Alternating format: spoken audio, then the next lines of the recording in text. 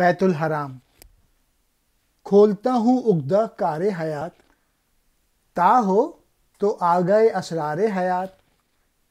فکر کی صورت ہے اس میں خود سری، ہر جہت سے اس کا دامن ہے بری. یہ جہان دیر و زود اس کا نہیں، وہ اسیر ماضی و فردا نہیں. ڈال اپنی ذات پر تو ایک نظر، جس رم پہم ہے کیا اے بے خبر. آتش نادیدہ ہو جب تک بلند، کر دھوئیں سے اپنے اس کو پردہ بند. اس کی رو جب تک نظر آئے سکون، رہتی ہے وہ آب گوہر کا فسوں. آتش خاموش رہ کر سر بسر، لالا بن کر اگتی ہے پھر شاخ پر. فکر تیری ہے گراں خیز اور لنگ، گل نشینی ہے اسے پرواز رنگ. زندگی مرغ نشیمن ساز ہے، رنگ کیا کچھ اور جز پرواز ہے. ہے قفس میں روح آزادی بھی ہے، نغمہ پیرا بھی ہے فریادی بھی ہے. بال و پر ہیں اس کے پروازی مزاج، کرتی ہے اپنے مرض کا خود علاج. یہ نظم اس موضوع پہ ہے کہ کسی ملت کی بقا جو ہے وہ مرکز کی طالب ہے، اور ملت اسلامیہ کا یہ مرکز بیت الحرم یعنی کعبہ ہے. پہلے شعر میں اقبال کہہ رہے ہیں کہ میں زندگی کے معاملے کی گتھیاں سلجھاتا ہوں اور تجھے زندگی کی حقیقتوں سے آگاہ کرتا ہوں. جیسے خیالات ہر وقت تبدیل ہوتے رہتے ہیں، تو خیال کی مانند اپنے آپ سے بھاگنا اس کا شیوا ہے، اور اطراف سے دامن کشا رہنا اس کا پیشہ ہے، یعنی کبھی ایک طرف کبھی دوسری طرف. تیسرے شعر میں اقبال کہہ رہے ہیں کہ اس دنیا میں جس میں جلدی یا دیر یعنی وقت کا سلسلہ ہے، وہ حیات یا زندگی کس طرف آتی ہے، یعنی کس طرف عمل پیدا ہوتی ہے، اور اس کا وقت ماضی اور مستقبل کس طرح پیدا کرتا ہے. اگر تو عقل مند ہے، بصیرت والا ہے، تو خود پر نظر ڈال اور اے بے خبر، پھر تجھے پتہ چل جائے گا کہ تو بھی مسلسل بھاگ دوڑ کے سوا کچھ نہیں ہے. یعنی تو جو ہے زندگی کی ضروریات کو پورے کرنے کے لیے مسلسل دوڑ دھوپ میں مصروف ہے. جب زندگی چاہتی ہے کہ اپنی ان تابانیوں کو نمایاں کرے جو نظر نہیں آتی، تو اس کا شعلہ اپنے دھوئیں سے ارد گرد پر تیار کر لیتا ہے. یا کہنا چاہیے کہ جب نظر اس کی سیر کو سکون کی حالت میں دیکھتی ہے، تو زندگی کی ندی میں جو لہر ہے وہ بند کر اور پیوستہ ہو کر موتی میں پہنچ جاتی ہے. جس طرح پانی کی موج ٹھہراؤ کی صورت میں موتی بن جاتی ہے، کچھ یہی کیفیت زندگی کی ہے. زندگی آگ تھی، پھر اس نے دم سادھا اور لالے کا پھول بن کر ایک شاخ سے باہر نکل آئی. تیری فکر خام ہے، کچی ہے، بیدار ہونے میں سست ہے اور لنگڑی ہے. تو نے رنگ کی پرواز پر پھول کی تہمت لگا دی. وہ تو رنگ کا پرندہ ہے جو ہر وقت اڑتا رہتا ہے.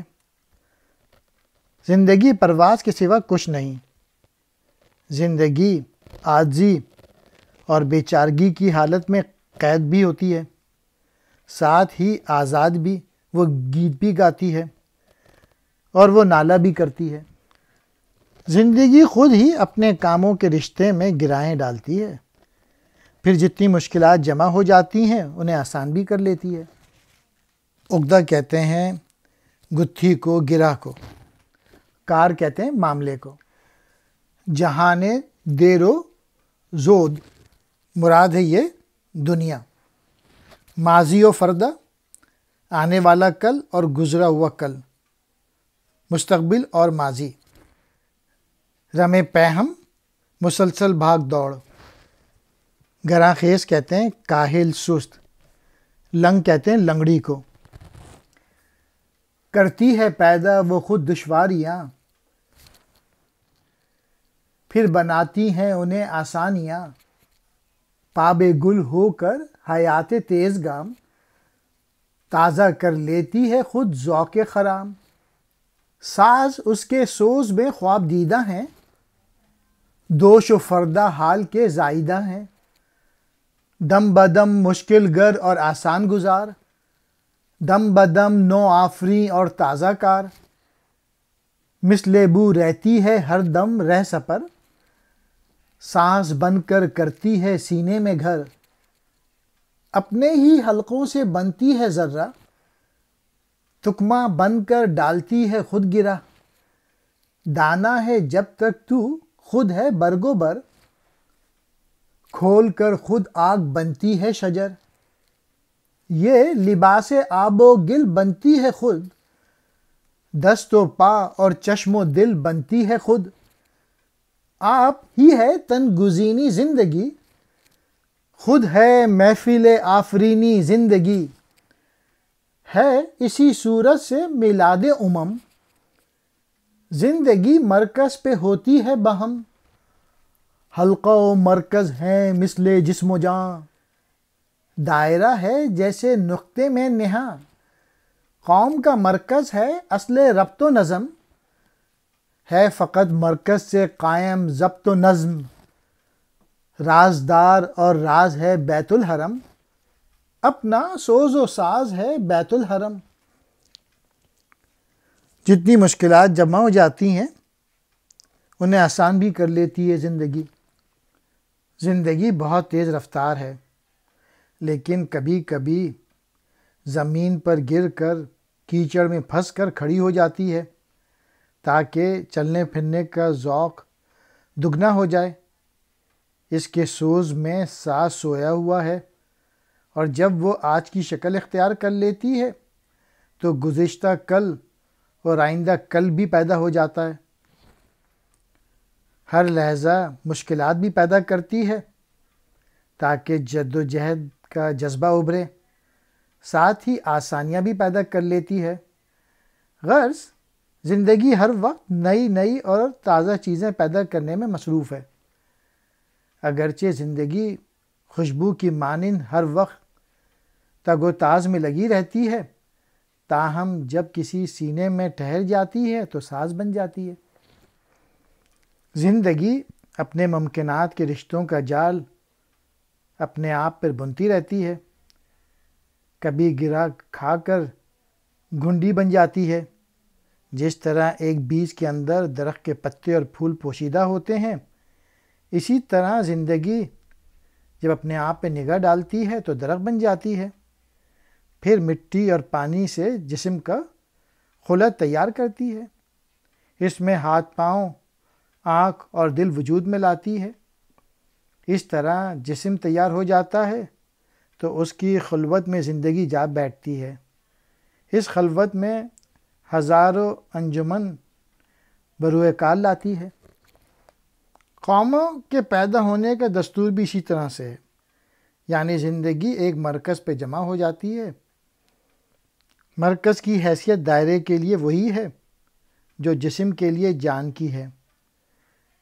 دائرے کا پورا خط اس کے نقطے یعنی مرکز میں سمٹا ہوا ہوتا ہے۔ قوم کا ربط اور ضبط بھی ایک ہی مرکز ہی سے وابستہ ہے، اور اس کے کاروبار میں دوام مرکز ہی کی بدولت پیدا ہوتا ہے۔ ہماری زندگی کے بھیدوں کا حامل اور خود بھید بیت الحرم یعنی کعبہ ہے۔ ہمارا سوز اور ساز، ہمارا رنج اور راحت، ہمارا دکھ اور سکھ اسی سے وابستہ ہے۔ پاب گل کیچڑ میں پھنسے ہوئے پاؤں، مجبور اور بے بس، تیز گام کہتے ہیں تیز رفتار۔ ذوق خرام، چال رفتار کا ذوق۔ خواب دیدہ، سوئے ہوئے۔ مشکل گر، مشکلیں پیدا کرنے والی۔ آسان گزار، آسان گزارنے والی۔ نو آفریں، نیا پیدا کرنے والی۔ تازہ کار نئے سے نیا کام کرنے والی، از آب و گل مٹی کے خمیر سے گزینی اختیار کر لیتی ہے۔ میلاد قوموں کے وجود میں آنے، ساز مراد ربط و ضبط، میل ملاپ، ساز کی صورت وہاں پلتے ہیں ہم، ہے وہی سینہ جہاں پلتے ہیں ہم، اس کی شبنم سے ہے اپنا گلستہ، اس کے زمزم سے ہیں اپنی کھیتاں، اس کے ذروں سے ہے روشن آفتاب، وارتا ہے اس پہ تن من آفتاب، اس کے دعوے کی دلیل اپنا وجود، یعنی برہان خلیل اپنا وجود، اس کے دم سے ہم بلند آویزہ ہیں اور قدم کے ساتھ ہم شیرازہ ہیں، طوف سے اس کے ہے ملت ہم نفس، مثل صبح مہر پابند قفس، اپنی کثرت اس سے وحدت میں ڈلی، اپنی خودداری اسی گھر میں پلی، ہم ہیں خود زندہ حرم کے طوف سے اور پائندہ حرم کے طوف سے، جذبہ جمعیت نہیں جانے اپنی جمعیت بھی ہے سر حرم، کھول آنکھیں حال کچھ دنیا کا دیکھ، آج انجام امت موسیٰ کا دیکھ، ہاتھ سے جب دامن مرکز چھٹا، رشتہ جمعیت ملت گیا۔ علامہ اقبال ان اشعار میں کعبے کی امپورٹنس بتا رہے ہیں۔ ہم کعبے کو سینوں میں ساز کی طرح محفوظ رکھتے ہیں، وہ ہماری جان شیریں ہے اور ہم اس کا جسم ہیں، گویا ہماری ہستی کعبے ہی پر موقوف ہے، ہمارا باغ اس لیے تر و تازہ اور شاداب ہے کہ کعبے کی شبنم سے اسے برابر فیض حاصل ہوتا ہے، ہمارا کھیت اسی کے زمزم سے پانی لیتا ہے، یعنی کھیت کی آبیاری اسی کے زمزم سے ہوتی ہے، اسی کے ذروں سے سورج کو آب و تاب حاصل ہوتی ہے، اسی کی فضا میں وہ غوطہ زن رہتا ہے۔ کعبے کے دعوے کے لیے دلیل کی ضرورت ہو تو ہم سراپا دلیل ہیں۔ حضرت ابراہیم خلیل اللہ کی برہانوں دلیلوں میں سے ہم بھی ایک برہان دلیل ہیں۔ کعبے ہی نے ہماری شہرت دور دور پہنچا دی اور ہمارے حدوث کا رشتہ قدم سے جوڑ دیا، یعنی ہم فانی ہیں، تاہم جب تک یہ دنیا باقی ہے ہمارے لیے بقا کا انتظام کعبے ہی کی وجہ سے ہوا، اگرچہ ہماری ملت جگہ جگہ بکھری ہوئی ہے، لیکن کعبے کے گرد گھومنے اور طواف کرنے کی وجہ سے ہم سب ایک ہیں، متحد ہیں۔ ہماری حیثیت اس صبح کی ہے جس کے پنجرے میں سورج بند ہوتا ہے۔ اے مسلمان، تیری کثرت کعبے کی وجہ سے وحدت بنی ہوئی ہے اور اسی رشتہ وحدت کی بدولت تیری خودداری پختہ اور پائیدار ہے۔ تو کعبے سے وابستگی کے باعث زندہ ہے، جب تک اس کا طواف کرتا رہے گا قائم و استوار رہے گا۔ اسی دنیا میں جمعیت کو قوموں کی جان سمجھا جاتا ہے، جب تک جمعیت نہ ہو قومیں وجود میں نہیں آ سکتی۔ اے مسلمان، آنکھیں کھول کر دیکھ، کعبہ تیری جمعیت کا راز ہے، یعنی اسی پر تیری جمعیت موقوف ہے۔ اے مسلمان، تیرا ضمیر روشن ہے تو امت موسیٰ یعنی یہودیوں کے انجام سے عبرت حاصل کر۔ جب اس قوم نے مرکز کھو دیا تو ساتھ ہی قوم کی جمعیت کا رشتہ بھی ٹوٹ گیا۔ برہان کہتے ہیں دلیل کو۔ خلیل حضرت ابراہیم علیہ السلام، بلند آویزہ، بہت اونچی شہرت والا، شیرازہ ہیں، باہم ملا دیا، ملت بیدہ روشن ملت، ہم نفس مل کر اکٹھے سانس لیتے ہیں، جان قوموں کی روح، جمعیت، بہت سے لوگوں کا ایک جگہ اکٹھے ہونا، امت موسیٰ، حضرت موسیٰ کی قوم، یہودی، رشتہ جمعیت ملت، قوم کی جمعیت کا ربط و ضبط، گود میں نبیوں کی جو امت پلی، تھے خفی بھی جس کو اسرار جلی، جب ہوئی غافل تو چوٹ ایسی پڑی، زندگی خوں ہو کے آنکھوں سے بہی، مزرعے ملت سے نم جاتا رہا، شاخ ہستی کا بھرم جاتا رہا، بے کسی میں ہم زباں سب گم ہوئے، ہم نوا ہم آشیاں سب گم ہوئے، شمع مردہ نوح خواں پروانہ ہے، کتنا عبرت خیز یہ افسانہ ہے، جور گردوں سے ہے تو بھی خستہ تن، ہے اسیر التباس و وہم و ظن، اب بدل لے پیراہن احرام سے، صبح پیدا کر غبار شام سے، ڈوب جا سجدے میں آبا کی طرح، بن انہیں سجدہ سراپا کی طرح، لے کے آئے پیش حق ایسا نیاز، جس کے آگے جھک گیا دنیا کا ناز، راہ حق میں آبلہ پائی کے بعد، گل بدامان تھے جبیں سائی کے بعد۔ اس قوم یعنی قوم یہود نے انبیاء کی آغوش میں نشو و نما پائی۔ اس میں ایسے لوگ بھی تھے جو تمام بھیدوں سے واقف تھے، لیکن جب مرکز اس کے ہاتھ سے نکلا، جمعیت کا رشتہ ٹوٹا، تو زمانے نے اس کی کنپٹی پر ایک تھپڑ رسید کیا، اس کی زندگی خوں ہو کر رہ گئی اور آنسو بن کر آگ سے ٹپک گئی۔ اقبال کہہ رہے ہیں کہ یہ یہودیوں کی جو قوم تھی یہ انگور کی بیل تھی، اور اس کے رگ و ریشہ سے نمی زائل ہو گئی، اور اب یہ کیفیت ہے کہ اس کی خاک سے بیت کا درخت بھی پیدا نہیں ہوتا۔ یعنی ایک دور تھا کہ اس میں انگور جیسی قیمتی اور لذیذ پھل لگتا تھا، اب وہ درخت بھی نہیں اگتا جس میں کوئی پھل نہ لگتا، گویا نمو کی صلاحیت ہی ختم ہو گئی۔ وہ قوم بے وطنی میں بکھر کر جگہ جگہ جا بیٹھی، اس کی زباں بھی ختم ہو گئی، اس میں قومی دمخم بھی باقی نہ رہا، اور اس کا وطن بھی نابود ہو گیا۔ یہ سب اقبال نے جب شعر لکھے تھے اس وقت اسرائیل نہیں بنا تھا۔ شمع بجھ گئی، پروانہ اس کا ماتم کر رہا ہے۔ جب میں اس قوم کی سرگشت پہ غور کرتا ہوں تو بدن پہ لرزہ طاری ہو جاتا ہے۔ اے مسلمان، تیرا جسم آسمان کے ظلم کی تلوار سے زخمی ہو رہا ہے، تو شک و شبہ اور وہم و گمان کا قیدی بنا ہوا ہے۔ اس کی وجہ صرف یہ ہے کہ تو اپنے مرکز سے غافل ہو گیا۔ تو اپنے لباس کو جامع احرام بنا لے اور شام کے غبار سے صبح پیدا کر لے، یعنی کعبے کی مرکزیت بحال کر۔